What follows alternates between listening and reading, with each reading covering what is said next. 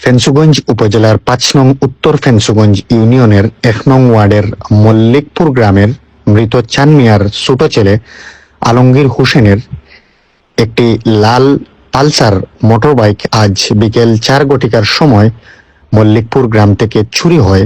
গাড়ির নাম্বার সিলেট ল ১১৫১-৩৬। যদি কেউ চিনে থাকেন বা গাড়িটি দেখে থাকেন তাহলে নিচের এই নাম্বারে যোগাযোগ করবেন 01640495725 এবং আমরা অনুরোধ করছি লাইভটি শেয়ার করে অন্যকে দেখার এবং জানার সুযোগ করে দিবেন।